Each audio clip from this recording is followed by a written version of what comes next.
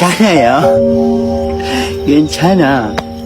Tapi bohong. Kau temukan bahagia meski tak bersamaku. Bercanda.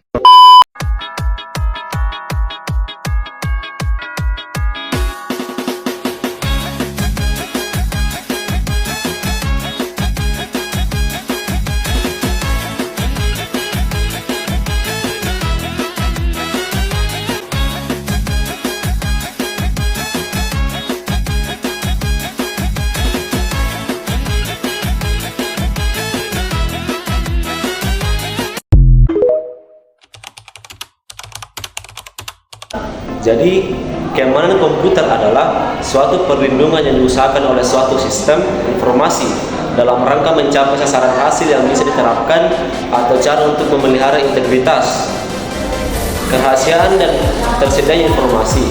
Tetapi pada saat ini sistem komputer yang terpasang makin mudah diakses. Sistem time sharing dan akses jarak jauh menyebabkan kelemahan komunikasi. Data menjadi pokok masalah keamanan. Kelemahan ini menjadi amat serius dengan meningkatnya perkembangan jaringan komputer. Nah, kecenderungan lain saat ini adalah memberi tanggung jawab pengelolaan aktivitas pribadi dan bisnis ke komputer. Komputer telah rutin dipakai untuk korespondensi yang sangat sensitif, seperti yang pertama itu sistem transfer data elektronis atau electronic fund transfer system yang biasa disebut melewatkan sejumlah uang sebagai aliran bit. Yang kedua itu sistem kendali lalu lintas udara atau biasa disebut air traffic control system yang biasanya banyak diketahui, yaitu melakukan banyak kerja yang sebelumnya ditangani pengendali manusia. Dan yang ketiga itu unit rawat insentif di rumah sakit sudah sangat terkomputerisasi. Nah, saat ini implementasi pengamanan sangat penting untuk menjamin sistem tidak diinterupsi dan diganggu. Proteksi dan pengaman terhadap perangkat keras dan sistem operasi sama pentingnya. Sistem operasi hanya satu porsi kecil dan seluruh perangkat lunak di suatu sistem. Tetapi karena peran sistem operasi mengendalikan pengaksesan ke sumber daya, di mana perangkat lunak lain pengaksesan sumber daya lewat sistem operasi, maka sistem operasi menempati posisi yang penting dalam pengamanan sistem. Pengamanan perangkat lunak cenderung memfokuskan pada pengamanan sistem operasi.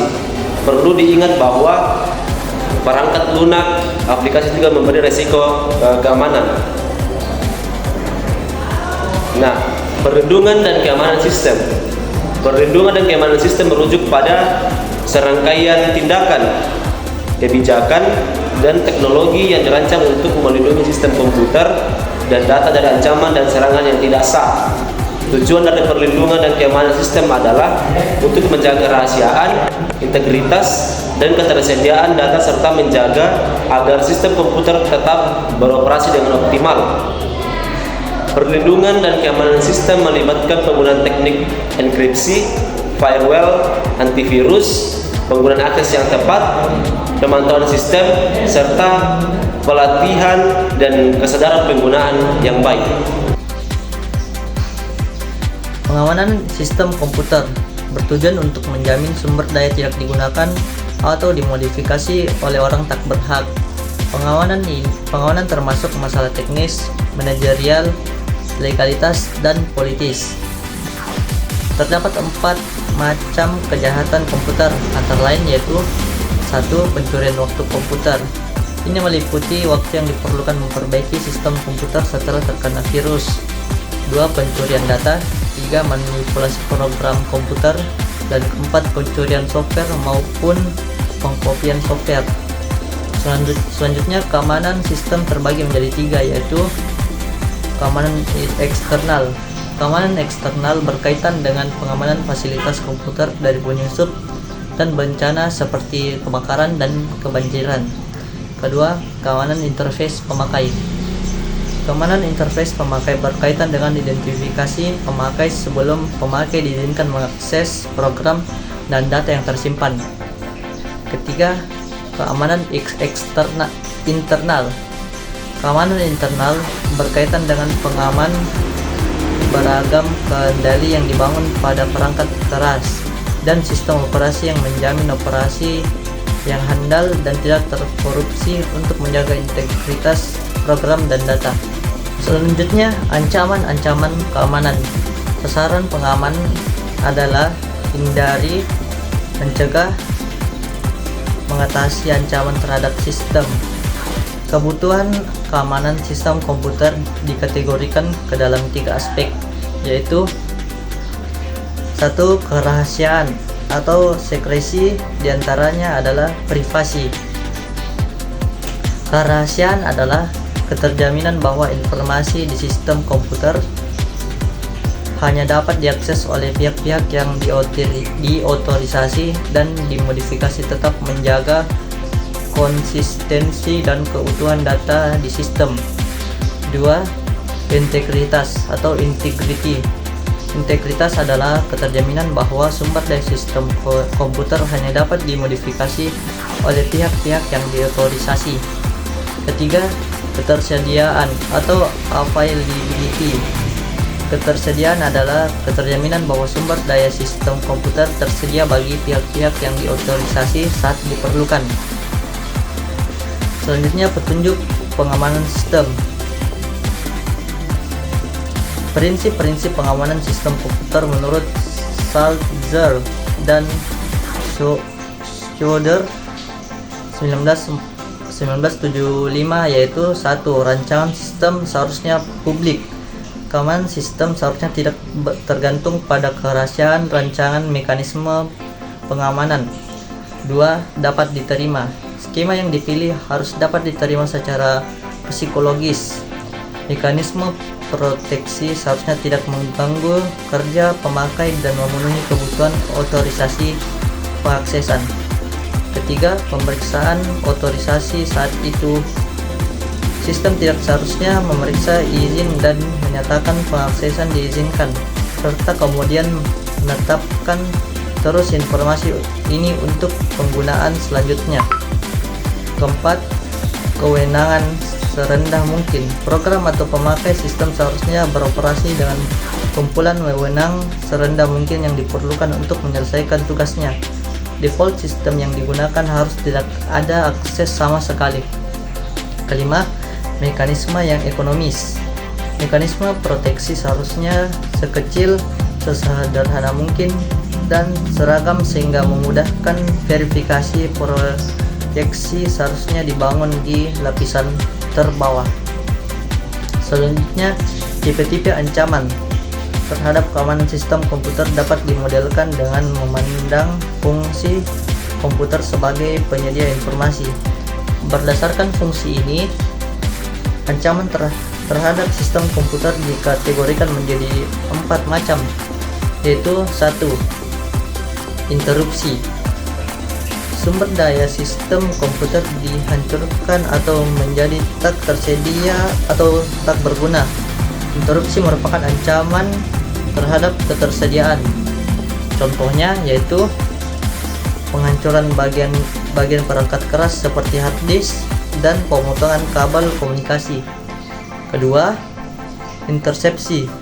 Pihak tak diotorisasi dapat mengakses sumber daya. Intersepsi merupakan ancaman terhadap ketersediaan. Pihak tak diotorisasi dapat berupa orang atau komputer. Contohnya, penyadapan untuk mengambil data rahasia dan mengcopy file tanpa diotorisasi. Ketiga, modifikasi. Pihak tak diotorisasi tak hanya mengakses tapi juga merusak sumber daya. Modifikasi merupakan ancaman terhadap integritas. Contohnya yaitu mengubah program sehingga bertindak secara beda dan memodifikasi pesan-pesan yang ditransmisikan pada jaringan. Dan terakhir, 4. Verifikasi. Pihak tak diotorisasi menyisipkan atau memasukkan objek-objek palsu ke sistem.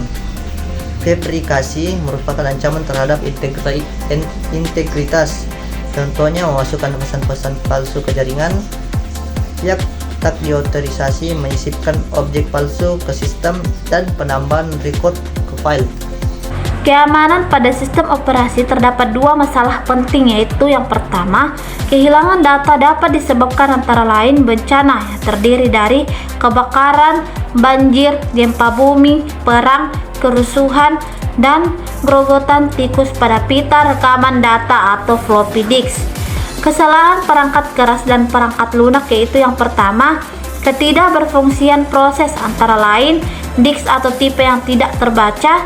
Kesalahan program atau bugs dalam perangkat keras dapat dilakukan dengan pencegahan dan perawatan rutin. Kendala perangkat lunak dilakukan dengan testing dan dubbing.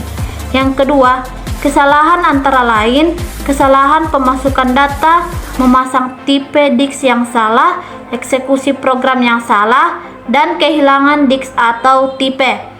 Kehilangan data dapat diatasi dengan mengelola beberapa backup dan backup ditempatkan dari data yang online, yaitu penyusup. Yang pertama, jenis-jenis penyusup adalah penyusup pasif, yaitu yang membaca data yang tak diotorisasi, dan penyusup aktif, yaitu mengubah data yang tak diotorisasi. Yang kedua, kategori penyusup adalah lirikan mata pemakai non-teknisi pada sistem time sharing, penyedap oleh orang dalam, dan usaha hacker dalam mencari uang, dan spionase militer atau bisnis. Autentikasi pemakaian. Kebanyakan metode autentikasi didasarkan pada 3 cara, yaitu yang pertama, sesuatu yang diketahui pemakai, misalnya password, kombinasi kunci, nama kecil, dan sebagainya. Yang kedua, sesuatu yang dimiliki pemakai, misalnya budget, kartu identitas, kunci, dan sebagainya. Yang ketiga, sesuatu mengenai merupakan ciri pemakai, misalnya sidik jari, sidik suara, foto, tanda tangan, dan sebagainya. Password menurut Morris dan Thompson menyatakan proteksi password dapat ditembus dengan mudah. Percobaan yang dilakukannya adalah yang pertama, terdapat file berisi nama depan, nama kecil, nama jalan, nama kota dari kamus ukuran sedang disertai dengan pengejaan di balik nomor plat mobil yang valid dan string pendek karakter acak. Yang kedua, isian di file dicocokkan dengan file password. Percobaan menunjukkan lebih dari 86% cocok dengan password digunakan pemakai di file password. Upaya untuk mengamankan proteksi password antara lain, yang pertama, salting, menambahkan string pendek ke string password yang diberikan pemakai sehingga mencapai panjang password tertentu. Yang kedua, one-time password, pemakai harus mengganti password secara teratur. Upaya ini untuk membatasi peluang password telah diketahui atau dicoba-coba oleh pemakai lain. Bentuk ekstrim pendekatan ini adalah one-time password, yaitu pemakai mendapat satu buku berisi daftar password. Setiap kali pemakai login, pemakai menggunakan password. Yang ketiga, satu daftar panjang pertanyaan dan jawaban. Pertanyaan-pertanyaan dan jawabannya dipilih pemakai sehingga pemakai mudah mengingatnya dan tak perlu menuliskan di kertas. Pada saat login, komputer memilih salah satu dari pertanyaan-pertanyaan secara acak, menanyakan ke pemakai dan memeriksa jawaban yang diberikan. Yang keempat, tantangan tanggapan atau challenge response. Pemakai memilih satu kata kode, mengingatnya, dan mengetikkan saat akan mengakses sistem komputer. Saat diketikkan, komputer tidak menampilkan di layar. Teknik ini mempunyai kelemahan yang sangat banyak dan mudah ditembus. Selanjutnya kita akan membahas pembatasan-pembatasan yang dapat dilakukan sehingga memperkecil peluang penembusan oleh pemakai yang tak diotorisasi. Misalnya, yang pertama yaitu pembatasan login. Login hanya dibolehkan pada terminal tertentu, hanya pada waktu dan hari tertentu. Yang kedua, Pembatasan dengan callback. Login dapat dilakukan oleh siapapun. Bila telah sukses login, sistem segera memutuskan koneksi dan memanggil nomor telepon yang telah disepakati. Penyusup tidak dapat menghubungi lewat sembarang saluran telepon, tapi hanya pada saluran telepon tertentu. Yang ketiga, pembatasan jumlah usaha login. Login dibatasi sampai 3 kali dan segera dikunci dan diberitahu ke administrator. Semua login direkam dan sistem operasi melaporkan informasi-informasi berikut. Yang pertama, waktu, yaitu waktu pemakai login.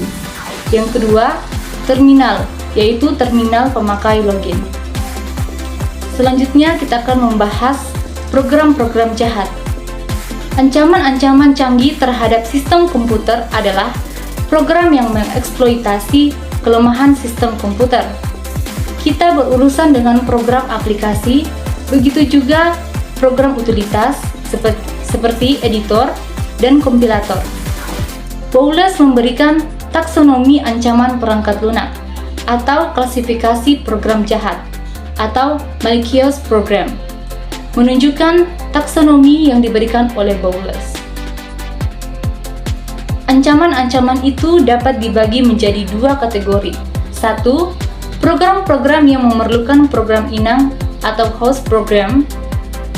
Fragment program dapat mandiri secara independen dari suatu program aplikasi, program utilitas, atau program sistem.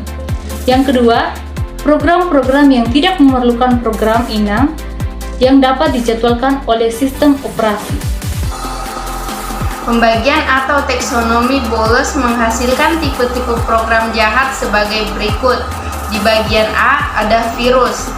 Virus adalah sama dengan program komputer lain. Perbedaan dengan program lain adalah virus dapat mencantolkan dirinya ke program lain dan mengeksekusi kodenya secara rahasia setiap kali program berjalan.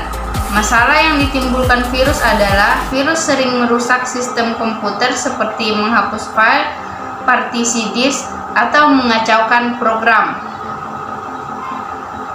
Cara membagi jenis virus komputer yaitu yang pertama, berdasarkan cara penularannya atau penyebarannya. Yang kedua, berdasarkan keganasannya. Yang ketiga, berdasarkan maksud dan tujuan pembuatan virus. Dan yang keempat, berdasarkan sistem operasinya. Bagian B, cara virus masuk ke sistem. Berdasarkan berbagai evaluasi mengenai virus, diketahui bahwa virus-virus canggih dibentuk dengan komponen utama, yaitu inisialisasi ke memori, menyalinkan dirinya ke disk, beraksi, dan tahap inisialisasi merupakan tahap awal kerja virus. Beberapa cara yang digunakan virus untuk melakukan tahap ini yaitu yang pertama, memodifikasi ke dalam bentuk file. Yang kedua, memodifikasi atau mengganti baud record.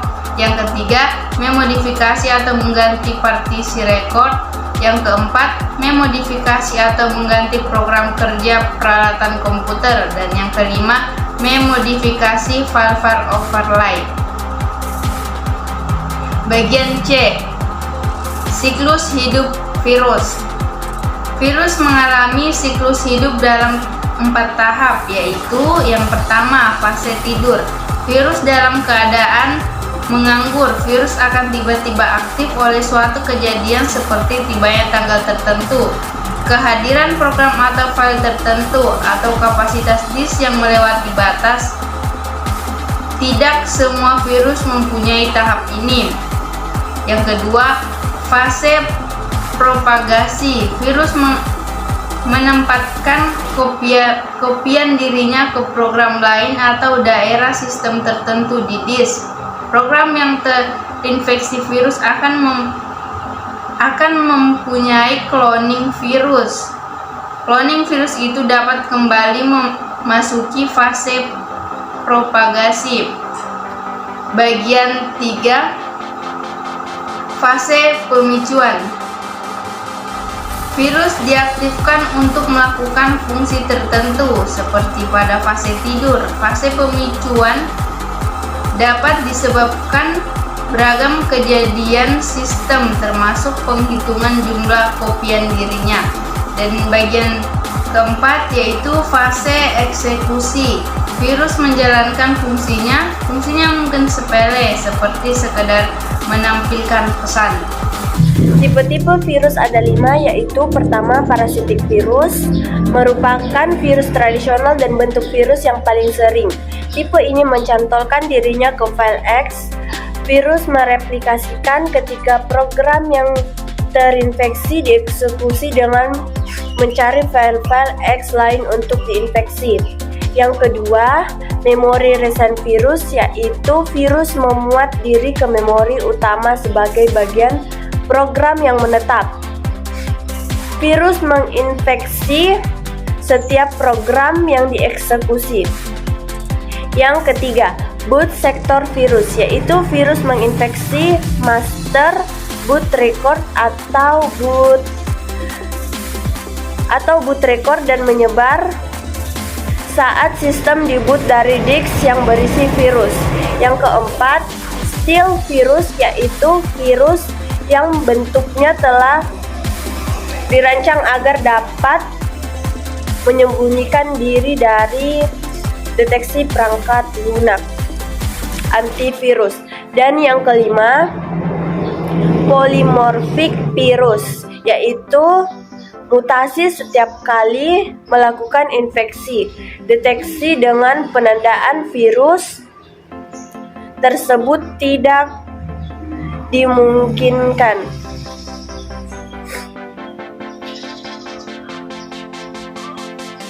Adapun skenario pengerusakan oleh virus, yang pertama blackmail, yang kedua denial of service selama virus masih jalan, yang ketiga kerusakan permanen pada hardware, dan yang keempat kompetitor komputer, dan yang terakhir sabotase.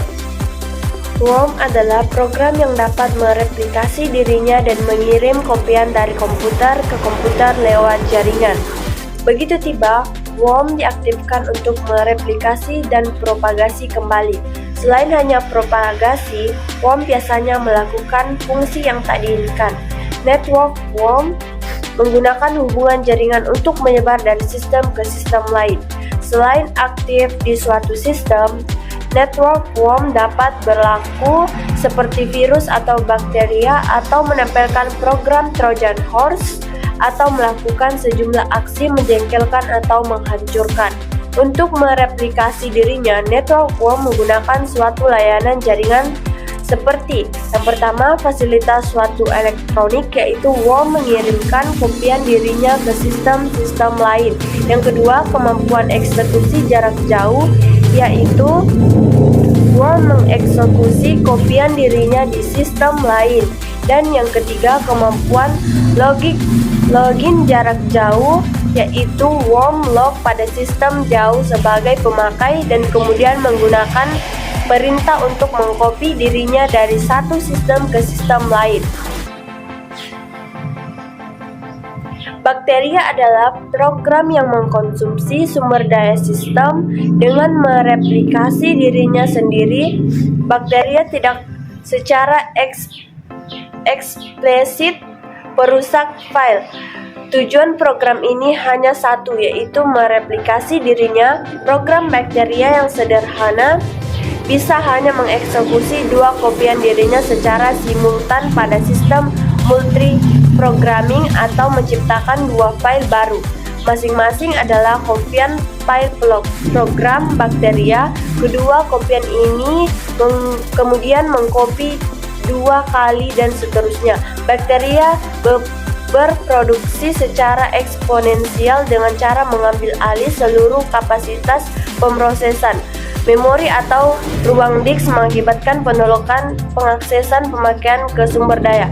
Logic boom adalah logik yang ditempelkan pada program komputer agar memeriksa suatu kumpulan kondisi di sistem. Ketika kondisi-kondisi yang dimaksud ditemui, logik mengeksekusi suatu fungsi yang menghasilkan aksi-aksi tak diotorisasi. Logic boom menempel pada suatu program resmi yang di-set meledak. Kemudian kondisi-kondisi tertentu dipenuhi. Contoh kondisi-kondisi untuk memicu logic boom adalah ada atau tidak adanya file-file hari tertentu dari minggu atau tanggal atau pemakaian dan pola bit yang sama di semua kopian. Teknik ini terbatas untuk deteksi virus-virus yang telah dikenal. Tipe lain antivirus pertama adalah proteksi antivirus.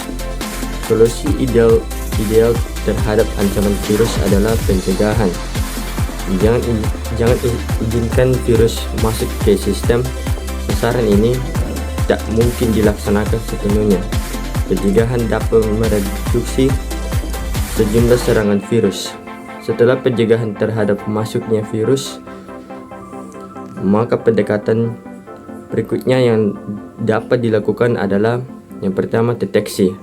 Begitu infeksi telah terjadi, tentukan apakah infeksi memang telah terjadi dan cari lokasi virus. Yang kedua, identifikasi. Begitu virus terdeteksi, maka identifikasi yang virus yang menginfeksi program. Yang ketiga, penghilangan dengan program antivirus.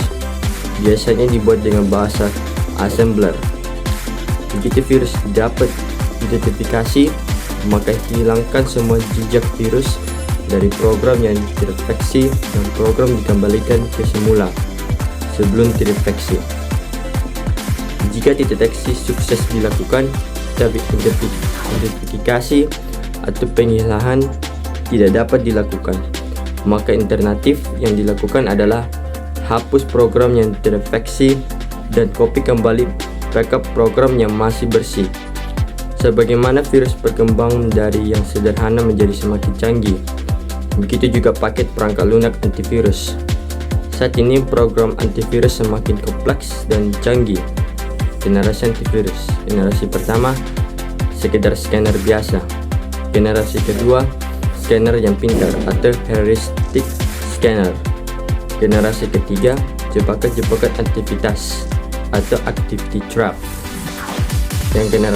Yang terakhir, generasi keempat, proteksi penuh atau full feature protection.